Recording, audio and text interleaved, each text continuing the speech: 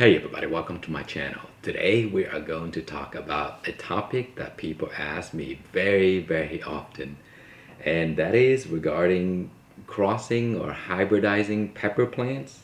The question is, how many varieties do I have or have created, and how did I create them so fast and have so many different variations so early?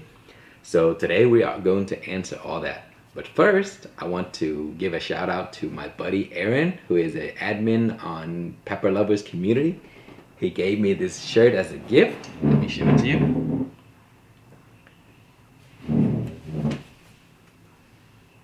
Got my name on it and everything. Okay, so regarding the how many varieties have I created over the years? Honestly, I lost count. I have a spreadsheet and a database that I keep track of all my stuff, so I'm gonna have to go look at that. But I think it's probably over 25 easily. I'm always creating new varieties because that is my real interest. I love doing it, and it's it's it brings me a lot of joy to see the different varieties that I created over the years, and also with the surprises that you would get from creating varieties that you selected. So the second question is, how did I create them so quickly? And that is a question that I answer so many times already. And today we're going to do it again, and I'm going to show you exactly how I did it. I've never seen this done before. I think I'm the only one that has ever done this, or that I know of that have done this.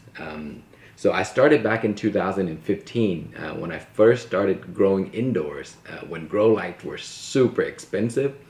Um, and because the growing space was so small that I have to grow everything smaller. So what I did was I started growing plants in little containers, and doing a lot of trimming. Then I introduced hydroponic to my methods, and I started breeding plants through hydroponics. And because of the advantages of hydroponic, I'm able to create varieties so quickly, and I was able to jump generations much faster than people that would do it traditionally, where you get one generation per season. As for me, I get maybe 3 generations per season because I grow indoors. I have an air garden, and I have grow tents, and I grow them also in these little setups right here. Within these little setups, the plants grow very fast, guys. Let me see. This one here uh, is 3 months. So within 3 months, I already have a fruit right here. You see, and it was a successful cross already. So and there's my answer. I breed them indoors because indoors give me the best success because I can control their environment. I control almost everything. There's not certain extremes. Like if you grow them outside, you really can't control how much rain you get, how much heat you get in the summer, and sometimes the wind, all of these other things. So you really can't control that. So crossing outside could be a big challenge, and it could be because your season may be short, so you couldn't get multiple generations in the same year. So here I have 2 varieties that I grew uh, 3 months ago, and they're 2 different varieties, and you can see I marked them already. You see this? I marked them with color-coded zip ties, and because I ran out of zip ties, I put a little sticker on there. And here is another one. So basically, I took pollen off of this plant and I crossed it with that plant, and at the same time, I took pollen from this plant and I crossed it back to this plant. And then I note everything in my database, and then I describe everything clearly so that I can track all my progress over the years and the different generations that I have. And then you see this fruit here. It's gonna take maybe another month for the fruit to be ready. Then I'll take that fruit, I'll get the seed out, and then I'll grow those seeds into multiple plants, and then I get to select the variations that I like the best. And so I keep doing that all throughout the years, and that is how I'm able to jumpstart all of my different variations. So guys, if you have never done small hydroponic systems, I highly recommend you look into it. I made so many videos on how to do it. It's very, very easy. It doesn't take a lot of work.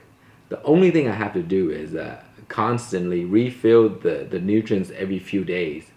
And it's not that tough, in the evening I'll check on it every few days, and when it's low I'll refill it, because this is a cracky non-circulation method, and roots are all over the place. You see the roots at the top is where you get the plants get the air, and then the roots at the bottom are submerged under the nutrients, and that's where it gets all the food and all that stuff it needs, and it grows really well. And because this is grown in a bottle, it's very, very small. As you can see, you can put like 4 or 5 of these in a very small space. And so this is how I'm able to get so many different colors. Like, the lemon starburst has 3 colors. You get the yellow, the peach, and then you get the red. And then I have the orange flame, I have the yellow flames, and I have the chocolate linzo, I have the red linzo, I have the Starscream red, I have the chocolate Starscream.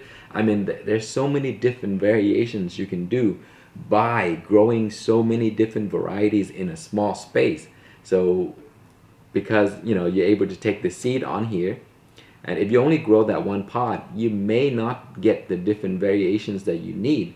So I'll take that pot, I'll grow a few, and then maybe the next pot that I get, I'll grow a few more of those, and then then you get to select and find the traits that you like the best, whether it's shapes, size, colors, taste, and growth habit, how productive it is, if it grows, if it takes the trait from the parent plants, if it takes the traits from the mother or the father.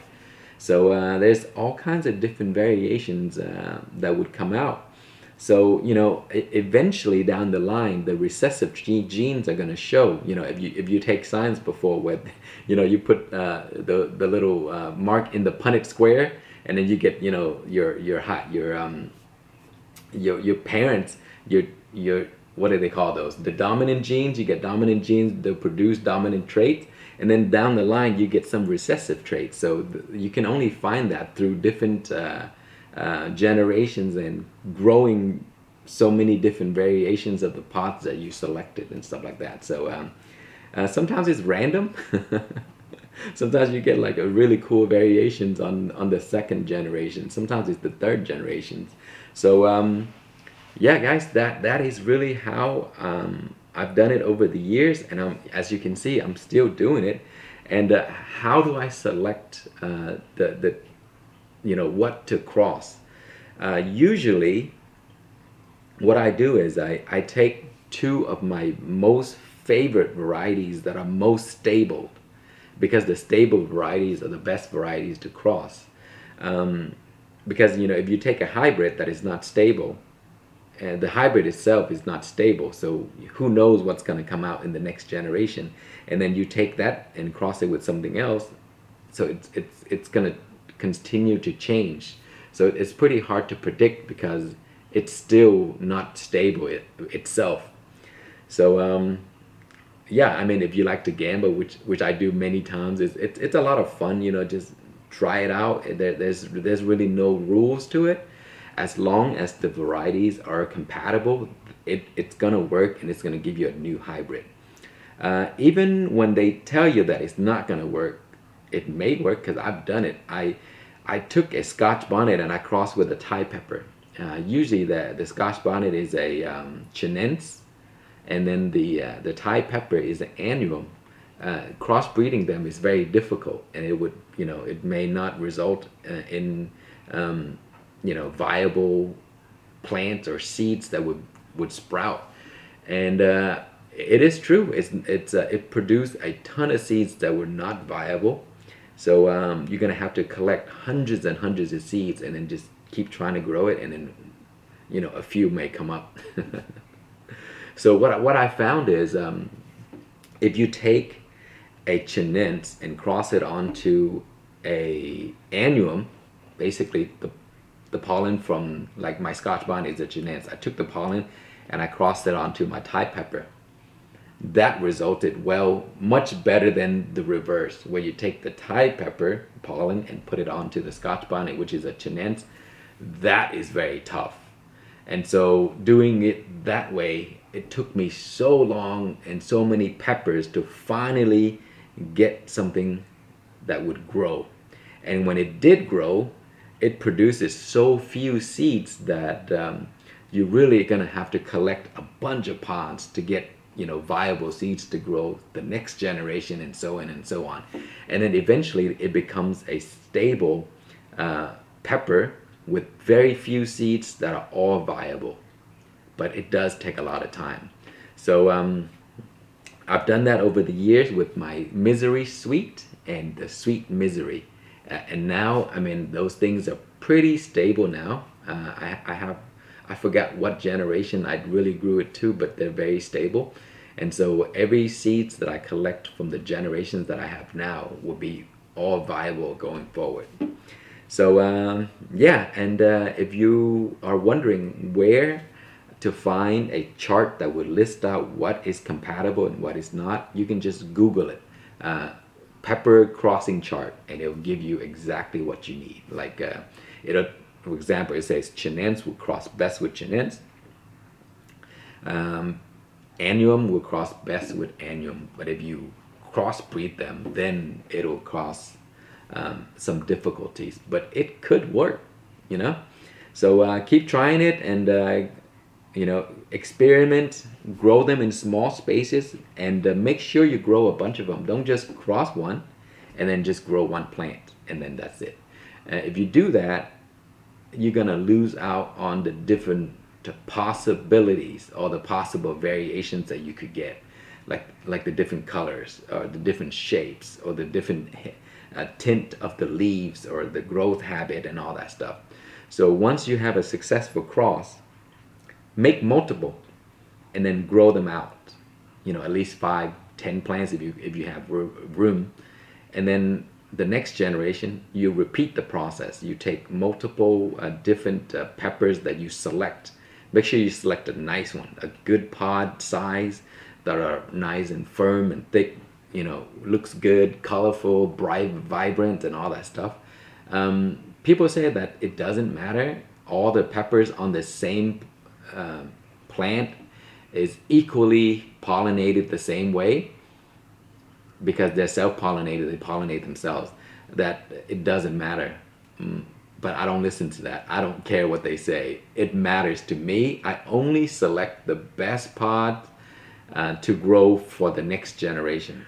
And it seems to work for me over the years. I only grow stuff plants that look the best, so my pods come out really nice and pretty.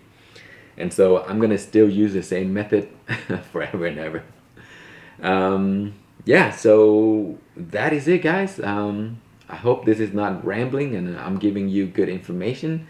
So try hydroponic, try small system hydroponic, grow small plants, crossbreed a whole bunch of them, select your best looking plants or best tasting plants that you like the most, cross them with each other, and see if you can come up with something else. So thank you so much for watching. Please like, comment, and subscribe.